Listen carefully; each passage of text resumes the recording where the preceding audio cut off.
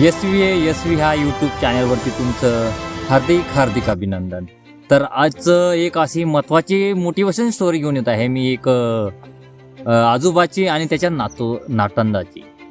कारण की ही एक सक्सेस स्टोरी आहे, कारण एक प्रेरणादायी आहे. कारण शेवटचा व्हिडिओ तुम्ही स्किप करू नका, कारण की स्किप केल्यानंतर तुम्हाला जी शेवटची जी माहिती चांगल्या प्रकारची आहे ती तुम्हाला भेटणार नाही.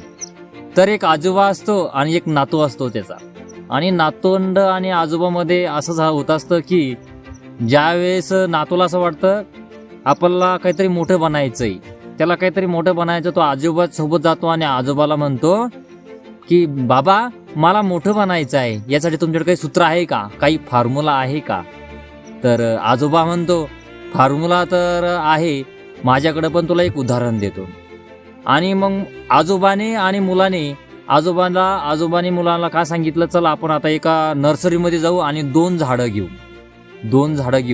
कोणता झाड जास्त परिणाम वाढतं त्याचा विचार करणार आहोत आपण. तर दोन झाडं घेतल्यानंतर तो नर्सरीमध्ये जातो आणि नर्सरीमध्ये गेल्यानंतर दोन झाडं घेऊन ते स्वतः आपल्या घरी येऊन जातात.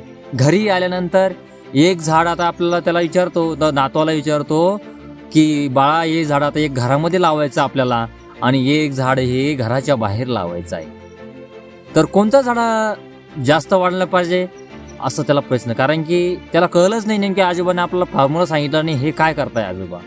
परंतु एक झाड जे काय केलं, एक घरामध्ये लावलं आणि एक झाड एक दरवाजात लावलं. कोणतं झाड जास्त फरकाने. मग असंच तो नातू शाळेमध्ये निघून गेला, म्हणजे लांब ठिकाणी टाकलेला होता, शाळेमध्ये निघून गेला. पण त्याला त्याच्या मनाला असं वाटलं या आपल्याला प्रश्नाचं उत्तरच भेटलं नाही, म्हणून नातवंड आणखी समजा जसं 10वी पहिली, दुसरी, तिसरी, चौथी, 5वी, 6वी हे सर्व वर्ग पार केले आणि आजोबाला आणखी तो घरी आल्यानंतर आजोबाला आणखी एक तोच प्रश्न करतो, आजोबा तुम्हाला मी जातावेळेस एक शब्द सांगितला होता ना की सक्सेस मोठं बनण्यासाठी काय करावं लागतं, तुम्ही काही मला सांगितलंच नाही. आणि नंतर मग आजोबा त्या झाडाकडे घेऊन गेला, बाळा बघ हे झाड कोणचं मोठं आहे.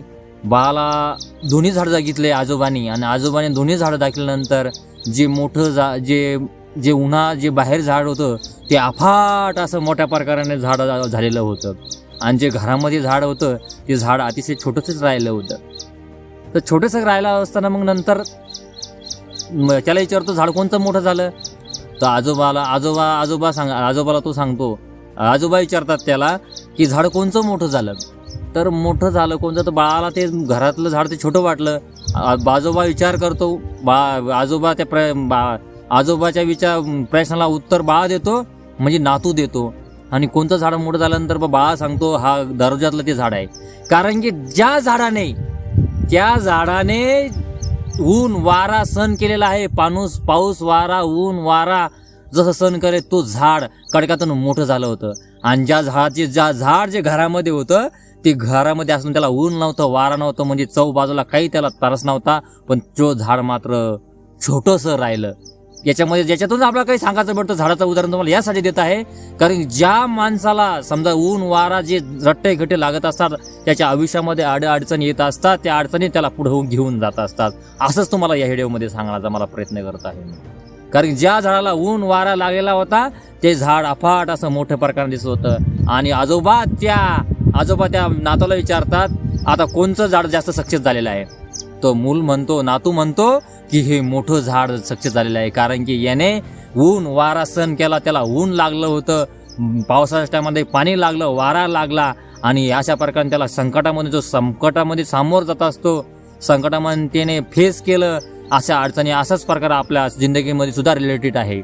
आणि जो झाड घरामध्ये होता त्या घराला ऊन वारा लागला नाही, काहीच नाही, ते झाड त्याची प्रगती झाली नाही. म्हणजे जास्त सक्सेस कोणचं झाड झालं तर ते दर्जातलं झालं ज्याने ऊन वारा सहन केला, ज्याने ज्या अडचणी फेस केल्या, त्याला पाणी वेळेवर नव्हतं, सगळ्या गोष्टी नसताना सुद्धा फेस करून तो झाड मोठं यश संपादन केलं होतं. आणि जास्त यश कोणाला संपादन केलं, मग बाळाला. त्याचं उदाहरण, बाळ जाऊन तिथे थांबला आणि झाडाकडे बघू लागला. बाळाला एक विचार केला की हे असंच आपल्याला काहीतरी ऊन वारा सण कबाड कष्ट करायचे आहेत, आणि आपल्याला असंच त्रास सहन करून जसं झाड मोठं झालं आहे, जास्त सक्सेस झालेलं आहे, असंच आपला सक्सेस व्हायचं आहे. आणि सक्सेस होऊन आपला काहीतरी मोठं व्हायला, मग आजोबांना जे नातावाने जे आजोबाला प्रश्न विचारला होता की कोणचं सक्सेस होण्यासाठी काय करावं लागतं, याचं उत्तर त्या नातवाला मिळालं होतं. जे झाड घरामध्ये होतं ते झाड छोटंच राहिलं होतं, म्हणजे कमी सक्सेस झालेलं होतं. आणि ज्या झाडाने ऊन वारा पाऊस वगैरे सहन केला होता तो अफाट मोठं झालं होतं. असंच आपल्या जिंदगीमध्ये रिलेटिव्ह आहे. सांगायचं तात्पर्य आहे की येणाऱ्या अडचणीला फेस करा आणि मोठे बना. जर माझा व्हिडिओ जर तुम्हाला आवडला असेल, असेच जर तुम्हाला व्हिडिओ जर लागत असतील तर मला कमेंटमध्ये द्वारे सांगा हा व्हिडिओ कसा वाटला. आणि माझ्या चॅनलला लाईक करा, शेअर करा आणि सबस्क्राईब करा. जय हिंद, जय महाराष्ट्र, जय एकलव्य, जय